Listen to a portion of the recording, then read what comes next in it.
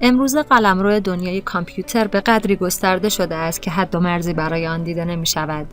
در هر علمی و شاخه‌ای که نگاه کنیم رد پایی از رایانه و دنیای آیتی می بینیم. انواع کامپیوترهای مختلف در تمام زیرشاخه‌های علوم و صنایع کاربرد دارند. اما بیشک پرکاربردترین نوع رایانه‌ها همان رایانه‌های رومیزی هستند. مهمترین قطعه سخت افزاری در رایانه‌های رومیزی پردازنده‌ها هستند که در برد اصلی روی سوکت پردازنده نصب می‌شوند. پردازنده‌ها بر اساس سوکت‌های متفاوتی تولید می‌شوند که متناسب با اندازه و تعداد پایه‌های پردازنده است. در این فیلم قصد داریم تا شما را با انواع سوکت‌های رایج پردازنده‌های تولیدی در رایانه‌های رومیزی آشنا کنیم.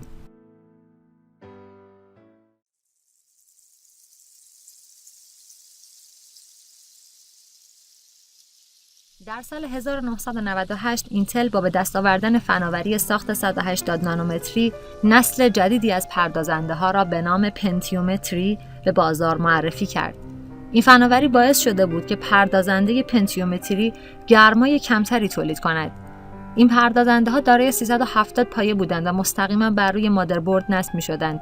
سیستم‌های خنک کننده مبتنی بر این سوکت دارای فن‌های دوربالایی بودند و به راحتی توانایی خنک کردن پردازنده‌های پنتیوم 3 را داشتند که فرکانس کاری آنها گاه تا 1200 مگاهرتز هم می‌رسید. در سال 1999 بر اساس فناوری 130 نانومتری پردازنده‌های پنتیوم 4 تولید شدند و به علت مزایایی مثل قیمت منطقی، مصرف انرژی پایین، فرکانس پایه بالا، اجرای روان ویندوزهای جدید و غیره به سرعت در سراسر جهان به فروش بالایی دست پیدا کردند. این پردازنده‌ها بر اساس سوکت 478 پین طراحی می‌شدند که به علت خنک کننده‌های نسبتاً قدرتمند که بر این اساس طراحی شده بود، به راحتی می‌توانستند فرکانس هسته را بالا برده و قدرت پردازشی بیشتری تولید کنند. سوکت 370 و 478 از نوع PGA بودند که دارای حفره هستند و نام سوکت بر اساس تعداد حفره‌های آن است و از جنس پلاستیک بودند.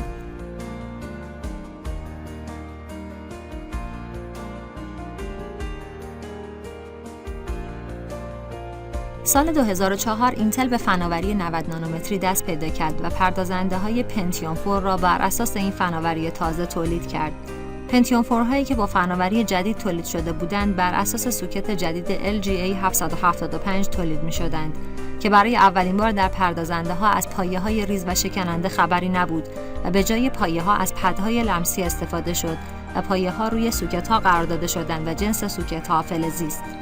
همچنین بر اساس این نوع سوکت خنک کننده های بسیار قدرتمندی طراحی شده بود که به اینتل اجازه میداد که فرکانس هسته پردازنده های خود را بسیار بالا برده و حداکثر قدرت پردازشی را از پردازنده های خود استخراج کند.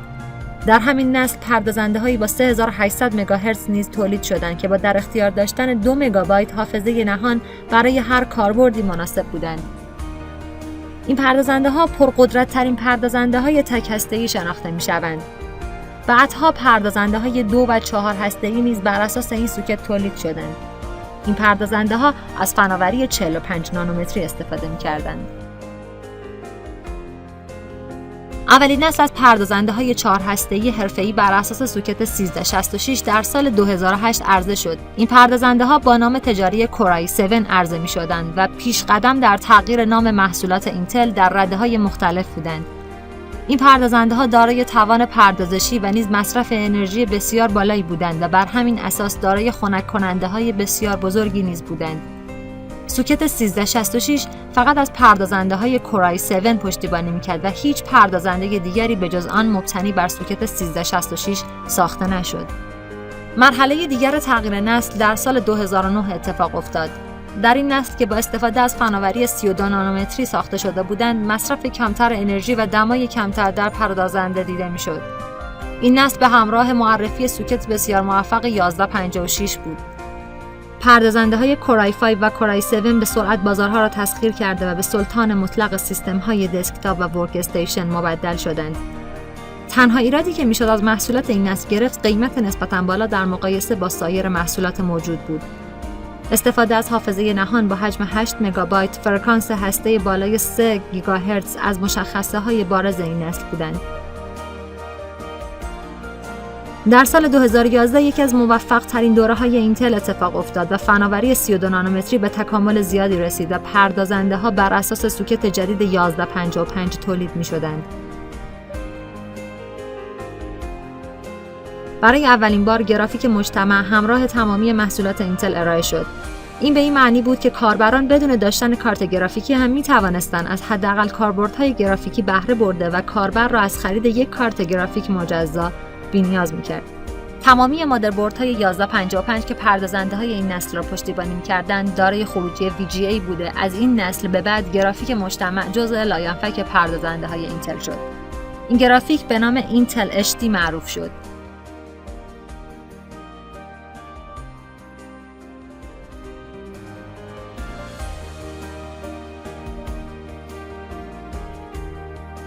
پردازنده کورای 3 برای کاربردهای معمولی و خانگی، کورای 5 برای کاربردهای حرفه‌ای و نیز در نهایت پردازنده کورای 7 برای کاربردهای مدل سازی و رندرینگ، طراحی و عرضه می‌شدند. در سال 2011 برای سیستم‌های ورک استیشن حرفه‌ای پردازنده‌های حرفه‌ای کورای 7 ساخته شدند که توانایی پردازشی بالایی داشتند. حافظه نهان بالای آنها و نیز فرکانس‌های هسته‌ای بالا از مشخصات این نسل بود. در واقع این نسل دنبال روی پردازنده‌های حرفه‌ای بر اساس سوکت 1366 بود. این نسل نو مبتنی بر سوکت‌های جدیدی به نام 2011 ساخته و تولید می‌شدند.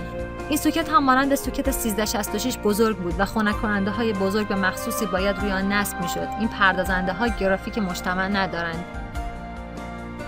در سال 2013 پردازنده‌های نسل چهارم کورای بر اساس سوکت جدید 1150 ارائه شدند.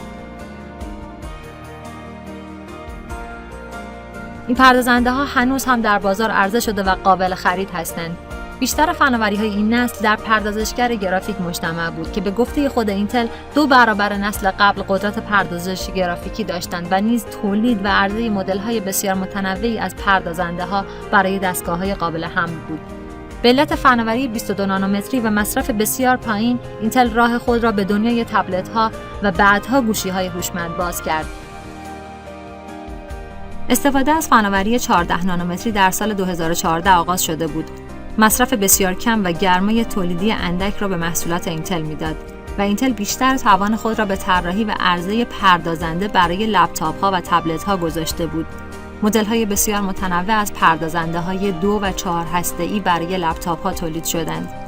در سال 2015 در نسل جدید معماری 14 نانومتری اینتل رونمایی شد و این پردازنده‌ها مبتنی بر سوکت جدید 1151 تولید شدند. نوآوری‌های این نسل شامل ارتقاء گرافیک مجتمع، گرمای تولیدی بسیار پایین، پشتیبانی از فایل‌های ویدئویی با کیفیت 4K و ارتقاء پردازش‌های سه‌بعدی بود. اما بیشک مهمترین فناوری این نسل پشتیبانی از حافظه‌های DDR4 بود که انقلابی در نوع خود محسوب می‌شود. فرکانس پایه این حافظه‌ها 2133 مگاهرتز بوده که 30% از نسل قبل خود بالاتر است.